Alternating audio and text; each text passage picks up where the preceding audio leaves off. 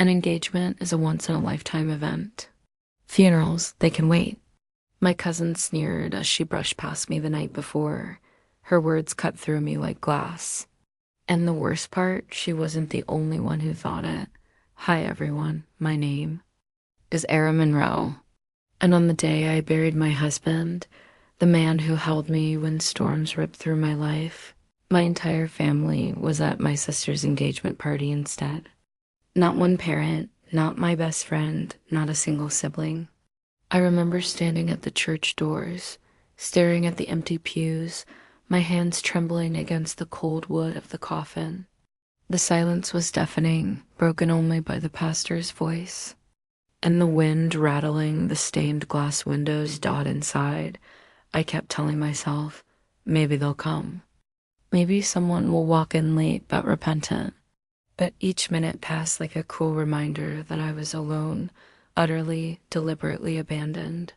As the casket was lowered, the earth swallowing the last piece of him, I gripped the folded funeral program until it tore in my hand. Tears blurred my vision, but my body wouldn't let me sob. I had to stand tall because no one else would stand with me. That's when my phone lit up.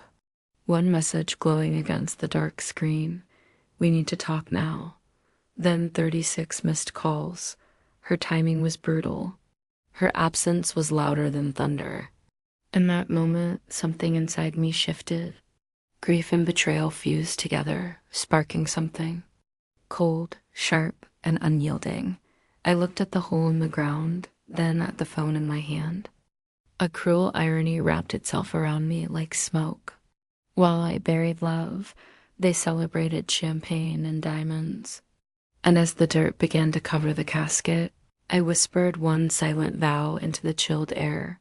They chose their side, and soon they would. Know what it meant to lose everything they took for granted? I didn't answer those calls. Not a single one. My phone buzzed and trembled in my palm like it was possessed, the vibration echoing against the emptiness of the graveside. I slipped it into my purse and let it suffocate in silence. The burial ended with polite condolences from strangers. Neighbors, a few co-workers of his, faces I barely recognized. They offered me hollow words, touched my shoulder lightly, then slipped away to their cars. No family, no familiar warmth, just shadows leaving me behind.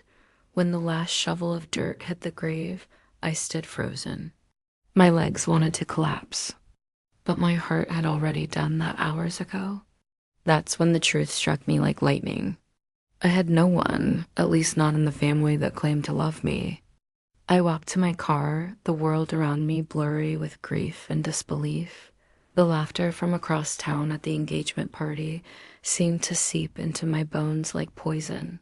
I could almost hear my sister's giggle, my mother's proud voice, my father's toast. They hadn't just skipped my husband's funeral.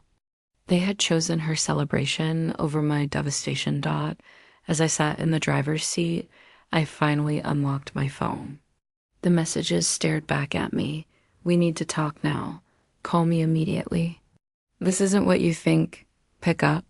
Then one from my best friend. Sorry, I couldn't miss it. You understand, right? Understand? My chest burned. How could I understand that the people who should have held me upright on the darkest day of my life were clinking glasses under fairy lights instead? I leaned back against the headrest, staring up at the gray sky. The weight of betrayal pressed against me harder than grief, and beneath it all, a quiet rage began to bloom. I whispered into the silence of the car, more to myself than anyone, if this ever happened to you, say same in the comments. Because deep down, I knew I wasn't the only one who'd been abandoned when it mattered most. But unlike others, I wasn't going to let it end there. I would let the silence grow. Let them panic at my unanswered calls. Let them sweat in their fine dresses and tuxedos, wondering why I hadn't picked up. I wouldn't chase them, that I would wait. And when they came crawling to me, because they would, I'd be ready with something colder than grief. A plan. The next morning, my doorbell rang. Not once, not twice, but over and over until the sound carved itself into my skull. When I opened it, there she was, my mother, dressed in the same silk dress she'd worn to my sister's engagement party. I could still smell perfume, champagne, and celebration clinging to her skin. Her hair was pinned perfectly, as if grief hadn't touched her at all. "We need to talk," she said, voice clipped, rehearsed, almost businesslike. I didn't move. I just stared at her, my hand gripping the edge of the door like it was the only thing holding me upright. "You missed his funeral," I whispered. My voice cracked out. She blinked, annoyed. "Sweetheart, it was unfortunate timing. Your sister's engagement was important, a once-in-a-lifetime event. You'll understand one day." I let out a bitter laugh, low and sharp. "Important. You're telling me champagne and cake outweighed burying the man who treated me better than this entire family ever has." Her face hardened. "Don't be dramatic. Life moves forward. Dwelling on death won't change anything." My heart sank. The woman who gave me life couldn't even look me in the eye as she dismissed my loss. And yet, behind her words, I saw something else. Not guilt, but fear. Then she said it. The line that made my grief twist into something more dangerous. "Ira, listen carefully. We need to settle some matters now that he's gone. You have responsibilities, and frankly, certain assets shouldn't be left in your hands alone." Her eyes flicked past me, scanning the hallway of my house. She wasn't here for me. She wasn't here for him. She was here for what was left behind. My nails dug into the wood of the door. The silence between us stretched like a wire pulled too tight. Finally, I stepped back and opened the door wider. "Come in, Mom," I said, voice steady. "Now." She exhaled in relief, mistaking my calm for surrender. But inside, I was already miles ahead. Because if she thought I was going to roll over to let them take from me after abandoning me, then she didn't know the daughter she had created. This was no longer about grief. It was about payback. The living room still smelled faintly of lilas from the funeral arrangements, their petals already beginning to curl. My mother sat on the edge of the sofa, her dress rustling as she crossed her legs, acting as though this were a business meeting. "Era," she began, her tone clipped. "You're young. You don't understand how the world works. Your husband, God rest his soul, he left behind assets, the house, the savings, even his company shares. It isn't wise for you to handle all that alone. Your father and I think it's best if everything is redistributed." The word slammed into me. Redistributed. I stared at her, watching her sip the glass of water I had offered, like she was entitled to every drop in my house. "Redistributed to who?" I asked, though I already knew. "To your sister, of course. She's starting her new life with her fiancé. She needs support, and, well, you'll be fine. You're strong." Strong, that word had always been their excuse. Strong meant I didn't need care, didn't deserve compassion. Strong meant they could strip me bare and I'd stand smiling. But not this time. I leaned back in my chair, eyes never leaving her face. "So you skipped my husband's funeral to toast her engagement, and now you've come here to ask for his legacy too?" She shifted uncomfortably, but her chin lifted in defiance. "Don't twist this. It's family duty. Your sister deserves the best. Don't be selfish." Selfish. Another knife. My fingers curled against the armrest, but my voice stayed calm, almost too calm. "You think I'm selfish because I won't hand over what my husband built with his own hands? You think grief makes me weak?" Her eyes narrowed. She thought she had me cornered. She mistook my stillness for hesitation. But inside me, something cold was crystallizing. Their betrayal at the funeral had already severed something fragile inside me. And now her greed was hammering the final nail into the coffin of whatever bond remained between us. I rose from my seat slowly, every movement deliberate. "I'll think about it," I said, my tone polite, even warm. Her face brightened instantly, relief washing over her. She touched my arm lightly as she stood. Good girl. I knew you'd come around. I walked her to the door, watching her leave with a self-satisfied smile. The second the door clicked shut, I whispered into the silence, not a chance. They had chosen to abandon me at my darkest hour. Now I would show them what abandonment truly felt like. The moment my mother's car pulled away, I sat at the dining table and let the silence settle. My husband's photo stared back at me from the mantel, his steady eyes, his smile frozen in time. I won't let them erase you, I whispered. Not like this. Grief might have broken me, but betrayal sharpened me. And if my family thought they could strip me of what little I had left, they were about to meet a different version of me. That night, I pulled out the lockbox my husband always kept in the study. Inside were neatly stacked documents, the will, the deed, the business contracts. He had left everything to me. Everything. Not a single line mentioned my family. It was all mine, his final act of trust. But trust came with responsibility, and I wouldn't let his sacrifice fall into greedy hands. The next morning, I made my first call. Not to my mother, not to my sister, but to our family lawyer, Mr. Daniels. His voice was calm, deliberate, and just a little surprised when I told him what had happened. Era, he said, your husband was clear in his instructions. No one can contest this easily, but if your family tries, you'll need to be prepared. Prepared? That word rang in my ears like a bell. I met with him the following day, the documents neatly tucked in my bag.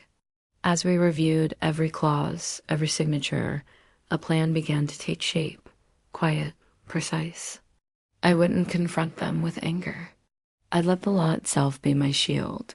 Meanwhile, my phone kept buzzing. Texts, missed calls, even voicemails. My father's voice dripped with authority. You're being childish. Call your mother back. My sister's messages were smug. Don't make this harder than it has to be. You'll thank us one day. But the one that chilled me came late at night from an unknown number. Send the papers or you'll regret it. I stared at that message until the screen dimmed, my pulse studying instead of racing. They thought fear would bend me, but fear had burned out of me the moment I stood alone at my husband's grave. I wasn't afraid anymore. If they wanted war, they would get it. But it wouldn't be loud or messy. My revenge would be silent, and it would leave them with nothing but regret. It was a Sunday evening when they arrived, all of them. My mother, my father, my sister with her glittering new ring, and even my so-called best friend trailing behind like a shadow. They didn't knock gently, they pounded. The kind of pounding that wasn't a request, but a demand. When I opened the door, the air shifted. My mother walked in first, eyes sweeping the house like it already belonged to her. My father followed, his jaw clenched, his presence heavy. My sister smiled, a sharp, satisfied smile, and sat down without invitation. Era, my father began. This has gone far enough. You've ignored our calls, our messages. You're acting irrational. We're here to settle this now. I stood near the window, the fading light casting shadows across the room. Settle what? My voice was steady, almost casual. The assets, my mother snapped. Your sister deserves her share. She's starting her life. You don't need all of this, and holding on to it makes you look bitter. Bitter. That word stung, but I didn't flinch. Instead, I let the silence hang heavy until it made them restless. Finally, my sister leaned forward, her tone syrupy and cruel. Come on, he's gone. You don't need all these things to remember him. Let us take care of it. I met her eyes. You want me to give up everything my husband built? Everything he trusted me with? She smirked. You make it sound ugly. We just want what's fair. Fair? The word twisted in my chest like a blade. Where was fairness when I stood alone at his grave? Where was fairness when they chose champagne over condolences? I didn't argue. I didn't shout. I simply walked to the mantel, lifted my husband's framed photo, and held it to my chest. Then I turned to them and said softly, "You left me alone when I needed you most. You abandoned him when he deserved your respect. And now you'll learn what abandonment feels like." Their faces shifted, confusion, then irritation, then something almost like fear. But I didn't give them answers. Not yet. Instead, I opened the door wide and gestured toward it. "Leave. The next time we talk, it won't be here. It'll be in a place where truth is written in ink and sealed with law." My father's voice thundered, "Don't test us, Era." I met his stare, my grip tightening on the photo. "I already have." They left in silence, slamming the door behind them. And in that silence, I allowed myself the faintest smile. Because what they didn't know was that every document had already been fortified. Every move of theirs had already been anticipated. They thought they were circling me, but in reality, I had already built the cage. The letter went out the next morning. Thick cream paper embossed with the seal of Mr. Daniel's law office. One copy to my parents, one to my sister, one even to my so-called best friend, whose betrayal still stung like salt in an open wound. It was simple, direct, and devastating. Notice of estate distribution. Every line of my husband's will lay bare. The house, the savings, the shares, all left solely to me. His explicit words were crystal clear, impossible to contest without exposing themselves as greedy opportunists. By noon, the storm began. My phone buzzed endlessly. Furious messages, desperate voicemails. My father's voice was thick with rage. "How dare you humiliate this family with lawyers? We could have handled this privately." My mother wept into the phone, her tears as performative as ever. "You don't understand what you're doing. You're tearing us apart." And my sister, oh, her words were poison wrapped in sugar. "You'll regret this when you have no one left. Don't come crawling back. Enjoy your empty house." I listened to each message in silence, not replying, not defending, just letting their desperation echo back at them like a mirror. By midweek, things escalated. My mother showed up at the lawyer's office, causing a scene so loud the secretary later described it to me in hushed tones. Like a scandal. My father tried to intimidate Mr. Daniels with threats of family honor. My sister flaunted her fiance's family wealth as if it could tip the scales of justice, but it didn't matter. Every time they lunged, they collided with the unshakable truth of the will. My husband had given me everything, wiggly, permanently, untouchably. And here's the poetic part. With every move they made, they revealed themselves to neighbors, to friends, to the same community that had once admired them. Their obsession with my inheritance spread like wildfire, whispers tarnishing their perfect image. Meanwhile, I remained silent, composed, presenting myself not as the bitter widow they painted, but as the wrong daughter standing her ground. With dignity, the silence wasn't weakness, it was my weapon. And as their reputations crumbled, as their desperation grew louder, I realized something beautiful. They had already lost. They just didn't know how completely. Not yet. The breaking point came at my sister's wedding rehearsal dinner. I hadn't been invited, of course, but news travels fast in our town. Whispers found their way to me. The caterer pulling out, the florist canceling, the venue demanding payment up front because the family's reputation had soured. And then the cruelest irony, the engagement funds my parents had promised her, frozen because the savings they planned to redistribute were mine, locked tightly in accounts they could no longer touch. That night, while fairy lights dimmed over, a rehearsal stripped bare, my phone lit up again. Not with threats, not with anger, but with a single trembling voice. "My mother," she whispered, her breath shaky. "Please, they're all looking at us differently now. We need your help." I sat at my kitchen table, the will spread out before me, my husband's signature steady and strong.